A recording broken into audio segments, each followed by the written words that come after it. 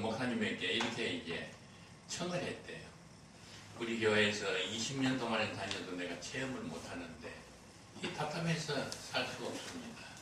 그 체험이 있는 교회에 내가 교회를 옮기려고 그러는데 목사님 허락을 해 주십시오. 그랬더니 그 목사님이 말씀이 무슨 소리냐, 큰일 날 소리라고 말이에요. 지금 너 같은 사람을 유혹해 가려고 이단들이 진을 치고 있는데 어디 체험 있는 교회를 찾아가다가는 이단에게 들어가 유혹에 빠져가지고 큰일 난다고. 그러면서 하는 말이, 체험은 어디 성령님이 계시는 교회가 있고 성령님이 안 계시는 교회가 있고, 교회는 성령님이 안 계시고 기도원에 가야 기도해야 성령 체험을 하고, 그런 게 아니라 성령이 어디 계시죠? 오늘 읽었잖아요. 네. 이 고린도 교인들의 문제가 뭐냐면 성령님이 내 마음에 계신데 그걸 몰랐어요. 너희가 성령의 전인 것과, 오늘 다시 한번 잘 보세요. 봅시다. 너희는 너희가 하나님의 성전인 것과 하나님의 성령이 어디 계셔요? 너희 안에. 너희 안에. 누구 안에? 내 안에. 그러니까 이게 성령님이 내 안에 와 계시는데 20년 동안 교회에 다녀도 성령 체험을 못했다는 거예요. 내 안에 와 계시는. 그러니까 성령 체험 잘할 수 있는 교회에 성령 받으러 가겠다 그러면 내 안에 와 계시는 성령님이 뭐라 그럴까요? 야 이놈아, 내가 너 안에 벌써 20년 전에 와 있는데 어디 날 찾으러 가느냐.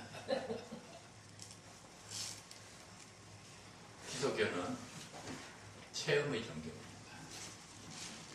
근데 세상에는 종교가 많아요. 종교마다 뭐가 있냐면 경전이 있어요.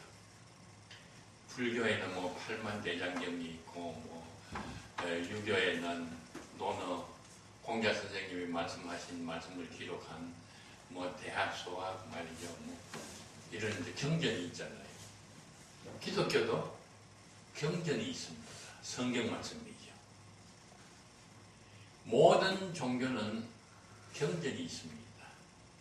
근데 다른 종교는 2500년 전에 석가세존이 살아계실 때 하신 말씀을 제자들이 기록해가지고 책을 만드는데 그게 불교 경전이에요. 유교 경전은 뭐냐면 공자 선생님이 살아생전에 말씀하신 것을 그 제자들이 기록해요. 자활 하였다. 그게 유교 경전이야. 그럼 유교는 못하는 종교냐? 공자 선생님이 살아계실 때 하신 말씀을 그 제자들이 기록한 경전, 그러니까 유언장이죠. 공자 선생님이 살아계실 때 이렇게 말씀하셨으니 우리는 그대로 살아야 된다. 그게 유교. 불교는 뭡니까? 석가모니가 이렇게 말씀하셨으니 그걸 기록을 한 경전이 불교 경전입니다. 그대로 살아가는 게 그게 불교입니다. 기독교에도 경전이 있습니다. 기독교 경전은 뭐죠? 성경이죠.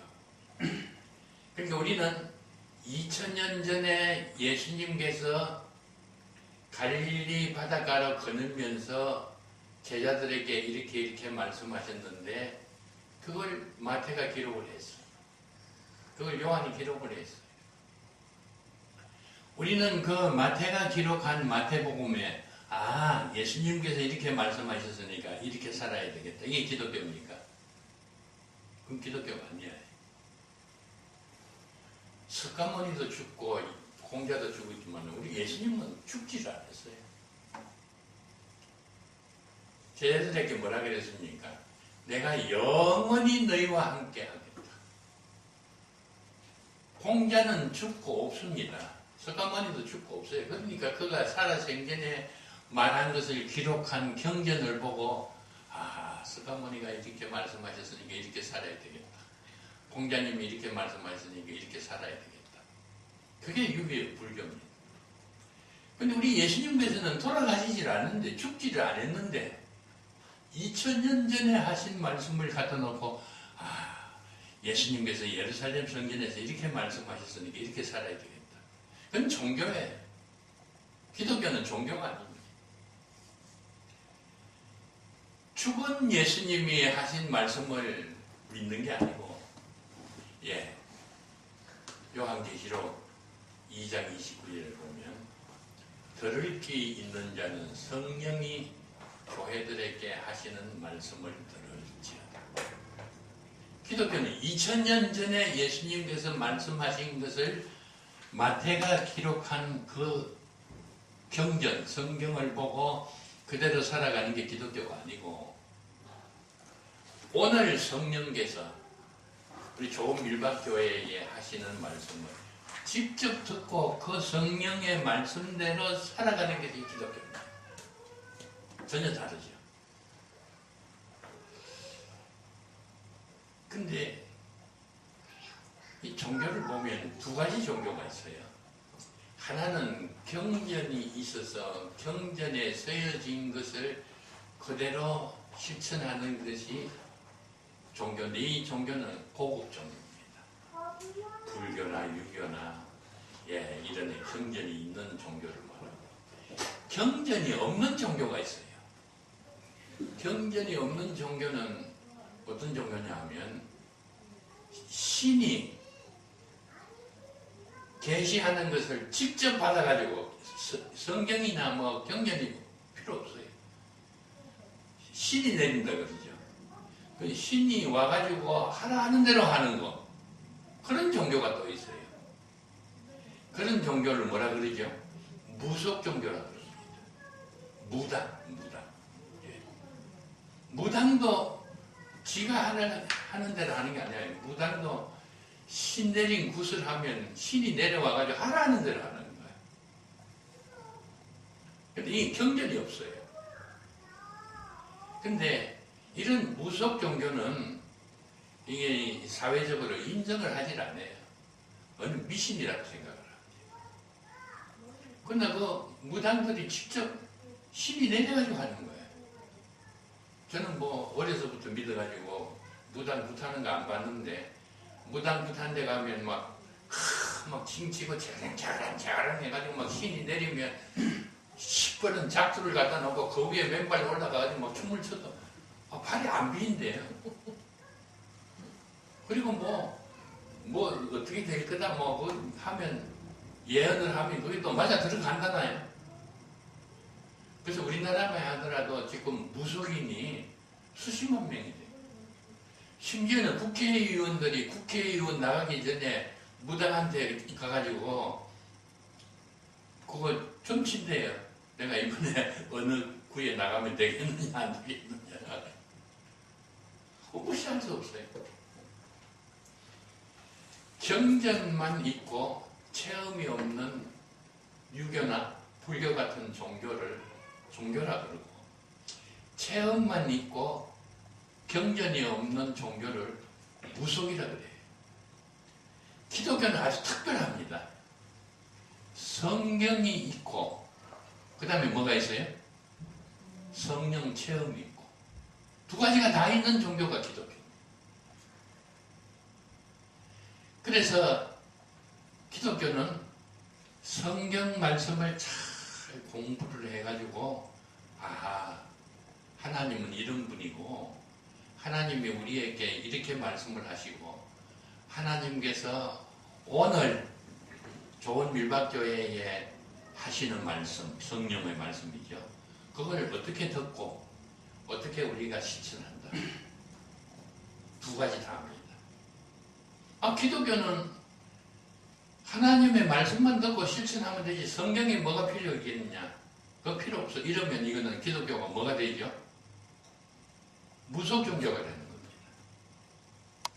왜냐하면 그 영적인 체험은 하나님께서 주시는 것만 하는 게 아니고, 이게 마귀가 주는 체험도 할 수 있다는 거예요. 그러니까 무당이 구태해가지고 체험하는 것은 성령 체험이 아니라 마귀가 주는 체험이에요. 그러니까 성경이 없으면, 성경이 있는데도 성경을 무시하고 하나님 체험을 주십시오 하고 막 기도해가지고 체험을 받았어요. 마귀가 준 체험인지 하나님께서 주신 체험인지 알 수가 없어요. 그걸 알려 그러면 어떻게 해야 돼요? 성경이 있어야 되나. 근데 또 반대로 어떤 분은 성경만 공부를 하는 거예요. 성경에 하나님께서 이렇게 말씀하셨으니까 이렇게 살아야 되고 이렇게 살아야 되고. 근데 이분은 체험이 없어요. 체험이 없으면 뭐가 되겠어요? 종교가 되는 거예요. 그 기독교는 신학이 있어야 되고 체험이 있어야 되고 둘 다 있어야 돼요. 성경은 많이 공부해가지고 신학은 있는데 체험이 없는 신학 교수. 이분들이 신학 박사니까 목회를 하면 얼마나 잘하겠어요. 근데 목회하면 목회 못해요. 왜냐면 성령의 역사가 없으니까. 어떤 분들은 성경은 아주 덮어놓고 말이야 막 철학기도 하고 금식기도 하고 막 이렇게 해가지고 뭘 신비한 체험을 했어요. 이런 분이 목회를 하면 어떻게 될까요?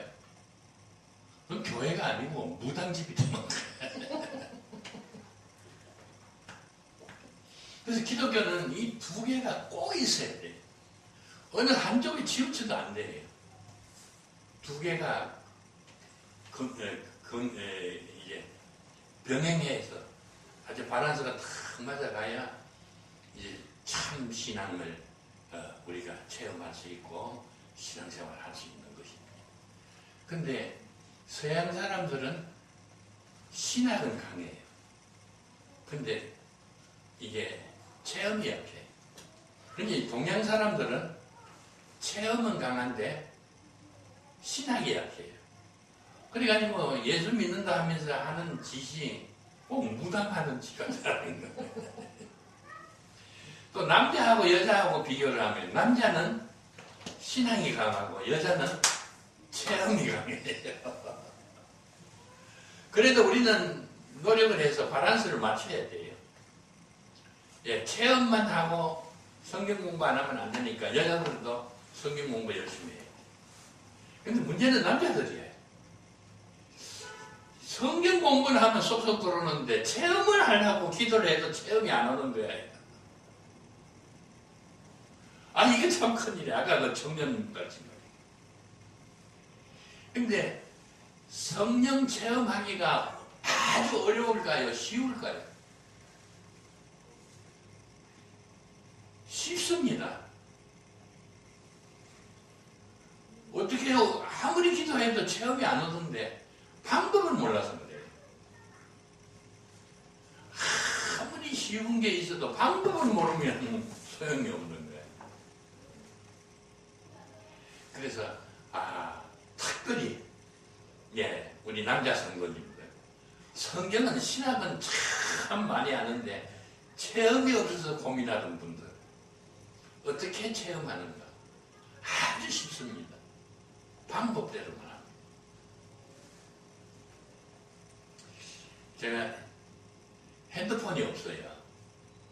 목회할 때 제가 이 신부하던 교회가 좀 큰 교회가 되어가지고 얼마나 전화가 와가지고 괴롭히는지 와 사주세요 무슨 여비가 없는데 여비 좀 주세요 뭘 해가지고 막 이렇게 해가지고 할 수 없어서 주보에 우리 집 전화번호 올려놨던 것을 빼버리고 교회 전화번호 올려놨어요. 그럼 이제 교회 전화를 해가지고 하면 이제 사무원이 전화를 받잖아요. 이제 사무원이 전화를 받아가지고 꼭 목사님 전화 통화 좀 하게 해주십시오. 내용이 무슨 내용입니까? 이거 고향에 가야 되는데 여비가 없는데 목사님한테 전화해가지고 여비를 좀 다녀야 되겠습니다. 그러면 목사한테 전화를 바꿔주는 게 아니라 구제부장한테 바꿔줘요.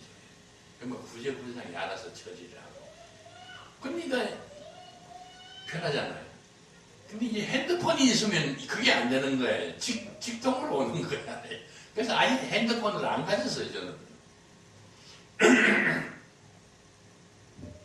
근데 핸드폰을, 지금도 핸드폰을 안 가지고 있으니까 후배 목사가 한 사람이 그러더라고요.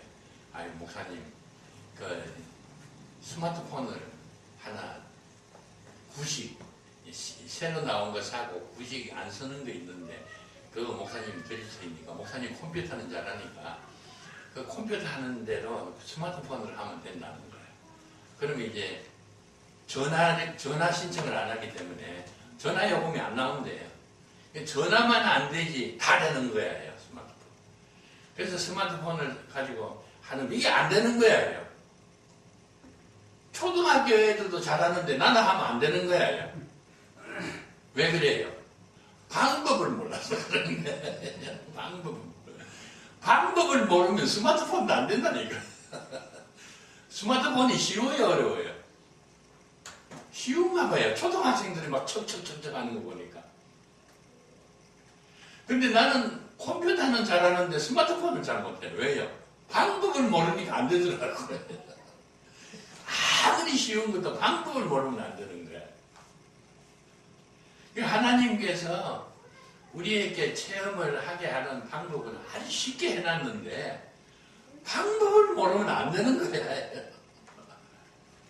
이제 4주간 8타임을 해가지고 정말 누구든지 성령 체험을 하고 성령님과 대화를 하고 성령님과 교제를 나누면서 성령과 함께 사는 방법.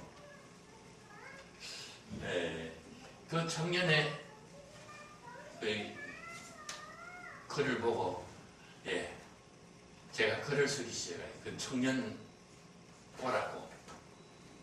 그래서 글을 쓴 게 모두 25번을 썼어요. 제가 한 주에 한 번씩 글을 쓰니까 반년을 썼어요.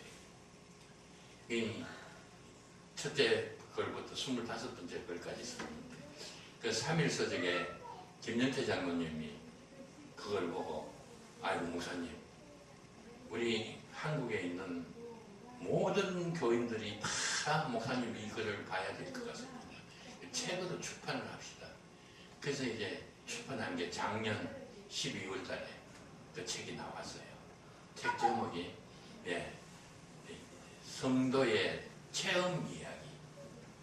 그렇게 이제 했는데 정말 우리나라 많은 교인들이 성령 체험을 하고 싶고 성령과 교제를 나누고 싶고 성령과 대화를 나누고 싶은데 방법을 몰라서 못하는 사람들이 너무 많다는 거예요. 이 책을 출판해가지고 베스트셀러가 만들어가지고 온 우리나라에 있는 교인들뿐만 아니라 외국 교인들도 이거 번역을 해가지고 이거 다 읽어야 되는 겁니다. 그러니까 기대를 크게 가지고 이제 출판을 했어요. 했는데 아무도 안 보는 거야. 봐야지. 요사님 책 안 보더라고요. 뭐 유명한 외국 분들이 이게 번역을 해놓으면 그거는 보는데 나 같은 사람이 글 써놓으면 책이 누가 썼나 이름 보고 아이고 성도 괴상한 성이 있구나 그리고 그만둬버리지. 그래서 참 답답한데 우리 좋은 밀박교회에서 청해 주셔서 얼마나 감사한지 모르겠어요.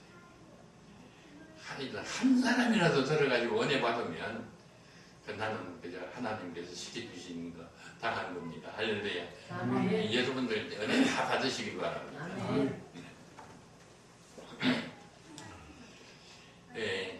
하나님께서 사람을 창조하셨어요. 우주 만물을 창조하셨는데 우주 만물을 창조하신 목적은 보시기에 좋았더라. 보시기에 좋으라고 창조하셨어요. 근데 사람을 창조한 목적은 보시기에 좋으라고 창조하지 않았어요. 사람을 창조하신 목적은 뭐죠? 1차 부흥회 때 했는데 하나님께서 사람을 창조하시고 한마디 하셨어요. 뭐라 그랬어요? 창세기 1장 27절. 보시기에 좋았더라는 거는 해와 달과 별을 만들어 놓고 했고 산천초목을 만들어 놓고 했고 보시기에 심히 좋았더라. 그 말은 여세 동안 모든 피조물을 다 만들어 놓고 하신 말씀이에요. 사람을 만들어 놓고 하신 말씀은 달라요. 그때 아주 찾아와 보면서 했는데 또 잊어버렸어요. 성경에는 감추어진 말씀이 있어요. 감추어진 말씀. 예. 뭐라고 했어요? 복 주시려고. 사람을 창조하신 목적은 복 주시려고. 그래서 하나님께서 왜 사람을 복 주시려고 창조하셨을까요? 하나님의 본성은 뭐죠? 사랑이시죠. 사랑의 본성을 가진 하나님은 사랑을 해야 되는데 사랑을 하려고 그러면 사랑의 대상이 있어야 돼요. 사랑의 대상이 없으니까 사랑할 수가 없는 거예요. 근데 사랑의 대상이 되기 위해서는 반드시 필수적인 게 한 가지 있어야 되는데 그게 뭐냐면 자유의지를 부여해야 사랑의 대상이 될 수가 있어요. 자유의지가 없는 로봇은 아무리 내가 사랑해봤자 그는 사랑의 대상이 안 돼. 내가 입력하는 대로 움직이지 자기 마음대로 할 수가 없어요. 그러니까 사랑의 대상이 아니에요. 그래서 나는 이 로봇을 좋아하지만은 사랑하지는 않아요. 왜? 사랑할 수가 없는 거예요. 사랑해봤자 모르는 거예요. 강아지가 얼마나 귀여워요. 강아지는 좋아하는 대상이 될 수는 있지만 사랑의 대상은 될 수가 없어요. 왜냐하면 이 강아지는 지가 하고 싶은 대로 못해요. 내가 하라는 대로만 해야 되지. 지가 하고 싶다고 해서 이거 목에 이제 끈을 매가지고 달아놔요. 그래서 우리 이웃집에 어떤 아저씨가 혼자 사는 아저씨가 있는데 강아지를 너무 사랑해가지고 아이고 강아지를 이렇게 목에 매 놓으면 얼마나 불편하겠느냐 그래가지고 풀어놨어요. 마음대로 돌아다니라. 그래서 내가 가면 가리죠 팍 따라오고 그러는데 어느 날 갔더니 강아지가 안 보여요. 이 강아지 어떻게 했냐 그랬더니 차에 치여서 죽었대요. 그 사람들이 강아지를 풀어놓지 않고 목을 매가지고 매달아 놓는 것은 위험한데 못 가게 하기 위해서 매달아 놓는 거예요. 그 자유의지를 줄 수 있는 대상이 아닌데 자유의지를 주면 자유의지 때문에 망하는 거예요. 그래서 다른 모든 피조물은 자유의지를 주질 않았어요. 하나님의 뜻대로 다 움직이게 만들어놓고 사람만 유일하게 사랑의 대상으로 복 주시려고 만들었는데 복은 아무나 다 주는 겁니까? 하나님께서 자유의지를 주셔가지고 그 자기 의지로 가지고 하나님의 뜻대로 순종하면 복을 주고 불순종하면 화를 주고 그게 사랑의 대상이에요. 예를 들어서 강아지를 너무너무 사랑하는 분이 있어요. 그래서 아파트에서 키워요. 아무것도 안 해요. 근데 그렇게 강아지를 사랑하는데도 이걸 강아지를 데리고 산책을 나가요. 산책 나갈 때는 꼭 여기 쇠사슬로 묶어가지고 끌고 다니더라고. 말 잘 들어요. 졸졸졸졸 따라다니면서 얼마나 말 잘 듣는지 몰라요. 그래도 산책 나갈 때는 쇠줄을 묶어가지고 끌고 다녀요. 근데 말 안 듣는 애는 어때요? 이게 천방지축이에요. 말 안 들어요. 그러니까 너 산책할 때 목에 매가지고 하자. 그래가지고 끌고 다니는 부모가 있어요. 아무리 말 안 듣는 개망만이라도 자식은 목줄 매가지고 끌고 다니질 않아요. 왜요? 그 인격체니까. 자유의지가 있는 거죠. 그래서 좋아하는 대상은 자유의지를 안 주어도 되는데 사랑의 대상은 자유의지를 반드시 부여해야 사람의 대상이 되는 겁니다. 그래서 인간에게는 자유의지를 주셨어요. 그 자유의지를 주셨다는 표현이 뭐냐면 그 에덴 동산의 선악과예요. 많은 사람들이 그래요. 그 하나님 참 이상한 분이라고. 그 왜 생명나무 과일도 만들어 놓고 여러 가지 과일 만들어 놓고 다 따먹어도 좋은데 개된 동산 한가운데 제일 잘 보이는데 선악과를 딱 만들어 놓고 요 과일은 따먹으면 죽는다. 절대 따먹지 말아라. 그럼 못하게 만들었느냐? 그거 안 만들었으면 아담 하와가 안 따먹었을 텐데. 그거에 자유의지를 부여했다는 상징적인 표현입니다. 하나님께서 심술이 나서 선악과를 만들어 놓은 게 아니라 자유의지를 인간에게 부여했다는 상징적인 표현입니다. 그게 자유의지가 없으면 사랑의 대상이 아닙니까? 근데 하나님께서 사람을 만드실 때 어머니가 아들을 낳으면 이상해요. 전혀 되는 애들 보면 말이야, 아이고 코 봐라 말이야, 아이고 오줌 싸서 말이죠, 막 건져도 안 가려고 그러는데 결혼해가지고 애를 놓으면 이게 똥을 싸도요 그게 더러운 줄 모르는 거예요. 막 그 애기를 안고 말이야 막 어쩔 줄 몰라요. 귀여웠어요. 왜 그래요? 하나님께서 모성애를 주셨기 때문에 그렇습니다. 사람만 그런 게 아니에요. 짐승에게도 모성애를 주셨어요. 또 그 애기는 다른 거 다 있어도 엄마 없으면 막 우는 거야. 엄마 없으면. 왜요? 그 어머니에게는 모성애를 본능적으로 주셨지만은 애기에게는 사모 본능을 주셨어요. 어머니를 사모하는 본능. 그래서 애기는 다 줘도 싫어요. 엄마 품에 안겨 있을 때가 최고 행복한 거예요. 근데 성경을 가만히 보니까 하나님께서는 사람을 창조하실 때 어머니가 아기를 놓으면 모성애를 갖듯이 하나님께서는 신성애를 갖게 됐어요. 하나님께서는 사람을 그대로 창조해가지고 선악과를 만들어 놓고 따먹으면 죽는다. 근데 따먹느냐 안 죽느냐 보자 하고 있는 분이 아니고 하나님은 어머니가 자식을 사랑하듯이 하나님은 사랑의 대상으로 만들었다고요.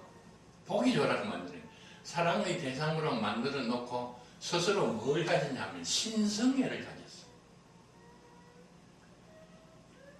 사랑의 대상으로 인간을 창조하신 하나님은 인간을 사랑하지 않고는 배길 수 없는 본능을 스스로 갖게 됐어요.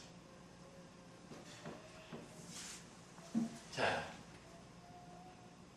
인간은 하나님을 사랑하는 본능을 가진데 그 시편에 보면 시편 42편 1절에 이렇게 나와 있습니다. 하나님이여 사슴이 시냇물을 찾기에 갈급한 같이 내 영혼이 주를 찾기에 갈급하나이다. 하나님을 찾지 못한 심령은 칼칼하고 답답한 거야. 아까도 청년같이. 그러다가 하나님의 음성을 한번 듣든가 환상을 한번 보든가 체험을 하게 되면 너무너무 좋은 거예요. 그게 하나님께서 인간에게 본성으로 주신 겁니다. 하나님을 사랑하고 하나님의 음성을 듣고 하나님을 만나보기를 사모하는 것은 목마른 사슴이 시냇물을 사모하는 것보다 더 갈급하게 만들어놨어요. 그래서 하나님을 체험하지 않고는 우리 신앙이 마음이 시원하지 못한 거예요. 그 반대로 하나님은 우리를 얼마나 사랑하느냐? 예, 이사야서 49장 15절에 보면 이렇게 되어 있습니다. 여인이 어찌 그 젖먹는 자식을 잊겠으며 자기 태에서 난 아들을 긍휼히 여기지 않겠느냐? 그들은 혹시 잊을지라도 나는 너를 잊지 아니할 것이라. 어머니가 자식을 잊을 수가 없어요. 본능이에요. 근데 간혹 가다가 어머니가 자식을 버리는 어머니가 있잖아요. 근데 우리 하나님은 그렇게 못한다는 거예요. 사랑의 대상으로 만들었어요, 나를요. 나를 사랑하기 위해서 나를 만드신 하나님이 나를 버릴 수가 없는 거예요. 할렐루야. 그런데 성경에 보니까 하나님께서 버렸던데 선악과를 만들어놓고 따먹지 말라 따먹는 날은 죽으리라 그래놓고 뻔히 따먹을 줄 알고 만들어놓고 죽었다고요. 그게 무슨 하나님이 뭐 나를 사랑하는 아니야. 죽음으로 끝난 게 아니에요. 왜냐? 하나님께서 나를 사랑의 대상으로 만들었기 때문에 죽은 나를 살리기 위해서 무슨 짓을 하셨어요? 독생자를 보내셨어요. 하나밖에 없는 외아들. 죄라고는 근처도 가보지도 못한 거룩한 독생자를 육신의 몸을 입고 이 세상에 오게 하셔요. 그 예수님이시죠. 왜 왔어요? 나를 살리기 위해서. 아니 선악과를 따먹고 죽었으면 전능하신 하나님께서 일어나라 살아나라 그러면 살아날 텐데 못하게 독생자를 또 보내서요. 하나님의 사랑의 하나님이 아니고 참 잔인한 하나님이시구나. 전능하신 하나님이 네 죄 용서해 준다 그러면 될 텐데 아무 죄도 없는 독생자를 보내가지고 십자가에 못 박혀서 피 흘리고 죽게 만들고 그 사실을 믿어야 구원받는다 그러니까 세상에 이렇게 심술부지런 하나님 어디 있어요? 하나님의 본성은 사랑이십니다. 근데 하나님은 사랑의 하나님인 동시에 또 무슨 하나님이요? 공의의 하나님이세요. 왜 하나님께서 사랑만 하시면 되지 공의의 하나님이 되셨을까요? 사랑만 하면 이것들이 서로 싸워가지고 불행해져요. 그래서 어떤 법칙을 만들어 놓고 너희 이 법대로 살아요. 그래야 이게 싸우질 않지. 아무 법이 없으면 사랑만 하면 뭐 어떻게 돼요? 개망나니가 돼가지고 형제끼리 싸우고 죽이고 말이죠. 그래서 하나님께서 우리를 사랑하시기 때문에 법을 만들었어요. 그게 공의입니다. 그게 율법이에요. 근데 하나님의 법을 지키면 복을 받고 법을 어기면 화를 받고 죄값으로 지옥 가게 돼 있어요. 이게 공의입니다. 왜 공의를 만들었을까요? 우리끼리 싸우지 말고 잘 지내라고. 근데 이 율법을 만들어 놨는데 율법을 다 지키면 구원을 받을 텐데 율법을 다 지키는 사람이 이 세상에 아무도 없는 거예요. 그래서 하나님께서 독생자를 보내가지고 죄가 없으신 분이 내 죄를 대신해서 내가 죽어야 될 그곳에 예수님이 죄가 없으신 예수님께서 십자가를 지시고 피를 흘려서 죄값을 치렀어요.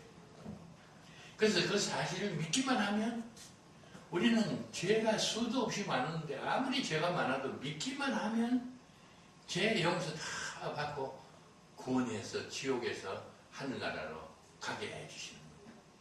이게 하나님의 사랑입니다. 우리 하나님은 율법을 어기고 죄를 짓는 죄인 개수 우리라도 절대로 버릴 수가 없으신 분입니다. 이게 신성애입니다. 하나님께서 우리를 사랑하시는 그 모성애 보다도 몇 값을 더한 신성애를 하나님 우리는 알 수가 있습니다. 근데 하나님께서 참 고민이에요. 에덴 동산에서 사랑하면서 잘 살려고 만들어놨던 아담 하와가 따먹으면 죽으리라 하는 선악과를 따먹어버렸네요. 근데 왜 죽게 두었을까? 많은 학자들이 그래요. 죄를 지었기 때문에 죄의 싹은 사망이라.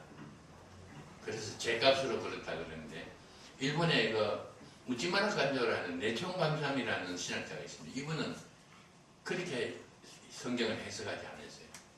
하나님께서 선악과를 따먹은 아담 하와를 영혼을 죽게 만드는 것은 그 죄값으로 너 어디 혼나봐라 해가지고 죄값으로 죽은 게 아니고 선악과를 따먹으면 선과 악을 아는 것은 하나님과 같은 지혜를 가졌어요.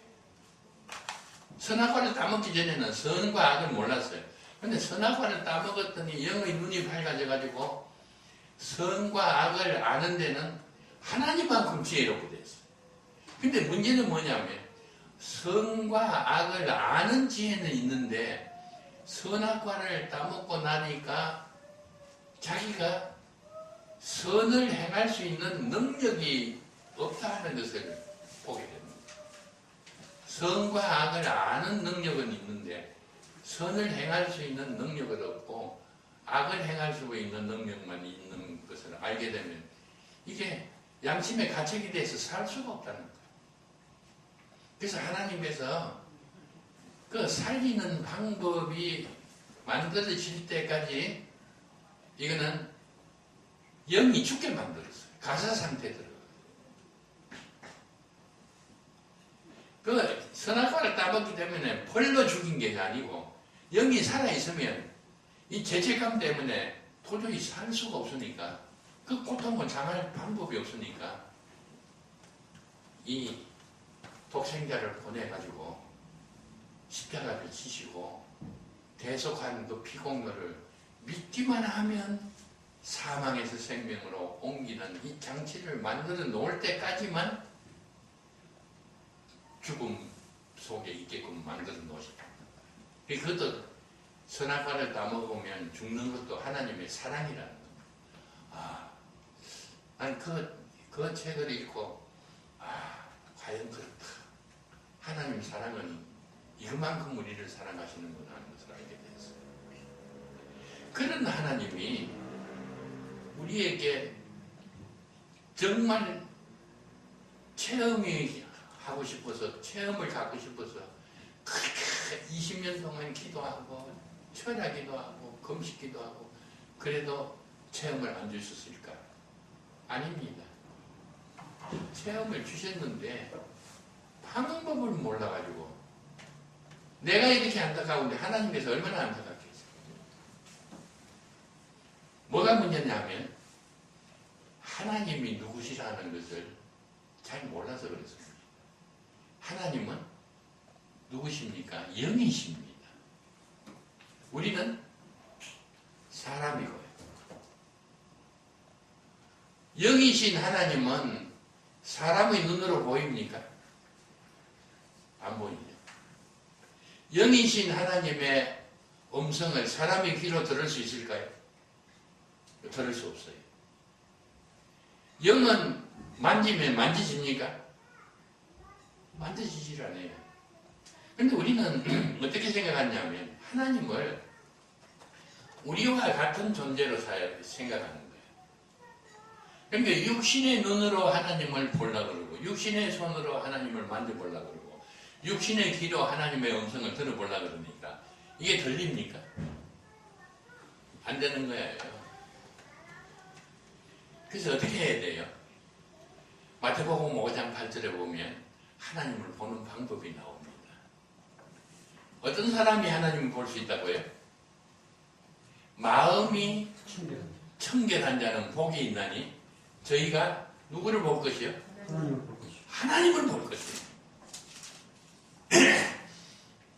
하나님은 영이신기 때문에 육신의 눈으로 보는 게 아니고 무슨 눈으로 봐요?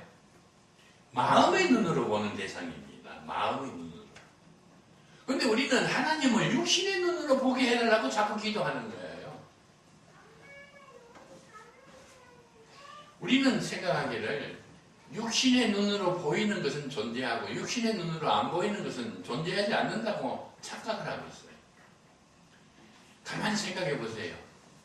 육신의 눈으로 보는 것보다도 마음의 눈으로 보는 것이 더 많아요. 그리고 더 가치가 있을 거예요. 여러분들 교회에서 이렇게 말하는 이야기를 많이 들어요.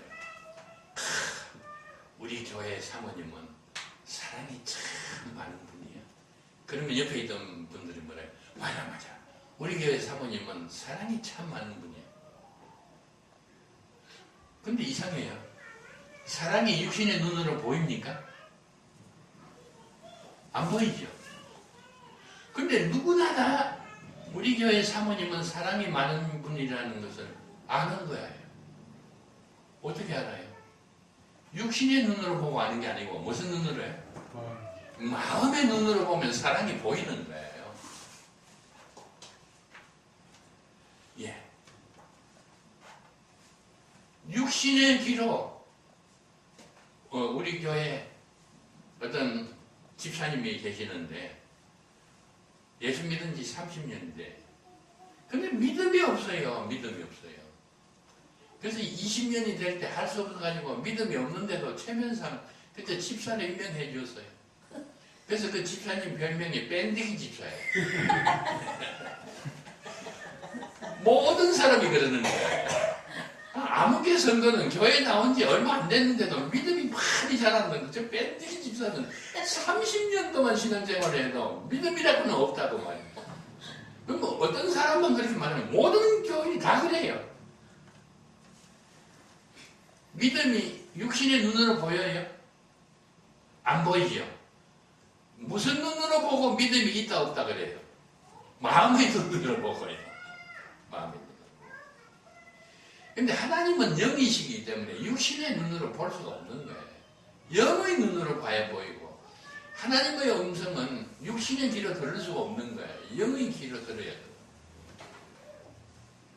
우리 탕자의 비유 나오죠. 이 탕자가 둘째 아들이 눈이 있고 귀가 있는데 아버지의 사랑을 이 탕자는 아무리 봐도 안 보이는 거예요. 아버지가 자기를 사랑해가지고 하는 말이 하나도 안 들리는 거예요. 그래서 에이 난 뭐 아버지 잔소리 듣기 싫으니까 나 독립해서 살겠다 해가지고 아버지한테 가서 나 유산 돌아올 거 미리 주십시오 해가지고 아버지가 줬단 말이에요.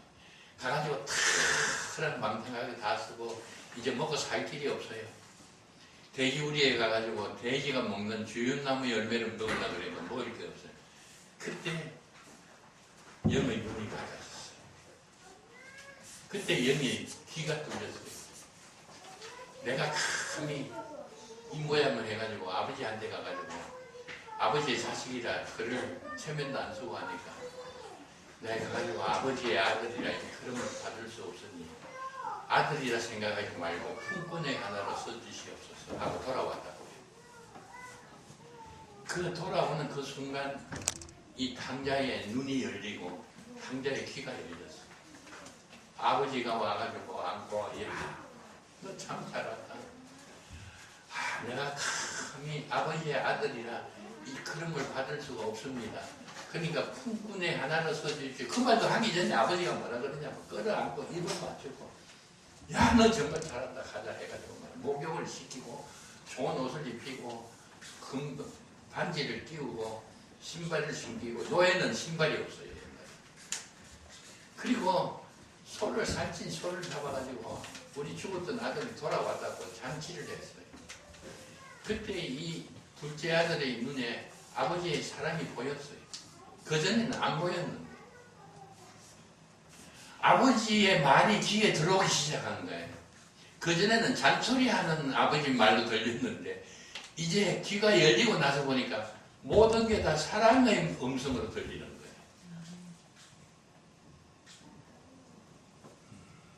거예요. 우리가 제일 문제가 뭐냐면 자꾸 육신의 눈으로 하나님을 보려고 그러고 육신의 귀로 하나님의 음성을 들으려고 그러니까 안 들리는 거예요. 그래서 하나님께서 하도 답답하시니까 할 수 없어가지고 육신의 눈으로 뭘 보여줘요. 육신의 귀로 뭘 들려줘요. 이걸 신비체험이라고 해요.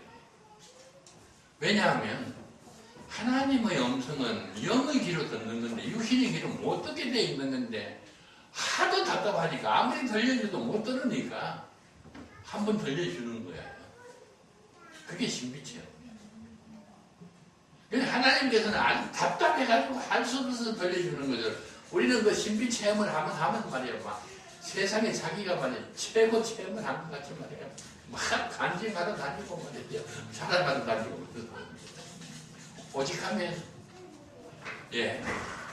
그 말 안 듣는 선지자 있죠. 지금 발람 선지자가 발락에게 가는 거예요. 하나님께서 천사를 보내가지고 칼을 가지고 막고 있어요. 근데 발람 선지자 눈에는 그게 안 보이는 거예요. 하나님께서 할 수 없어서 당나귀를 입을 통해 가지고 말을 하게 하는 거예요.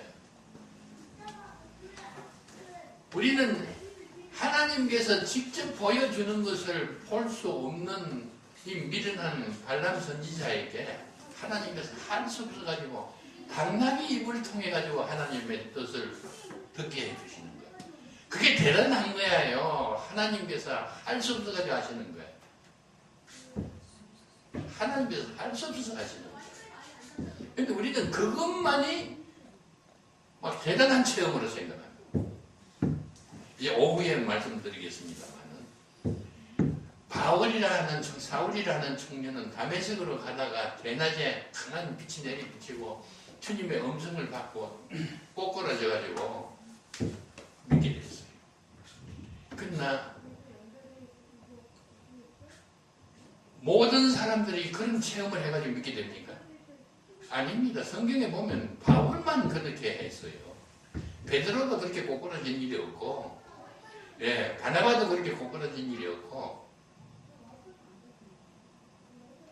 근데 우리는 자꾸 바울같이 그렇게 막 햇빛을 보가지고 막 장님이 되고 말이죠. 막 끄끄러져가지고 말이죠. 3일 동안 말이죠. 막 밥도 못 먹고 말이야.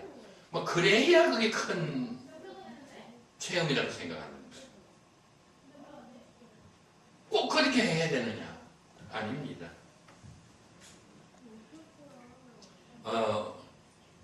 오후에 가서 이제 바울과 같은 체험을 해가지고 믿게 되는 사람도 있지만 아볼로와 같이 해가지고 믿게 되는 경우도 있습니다.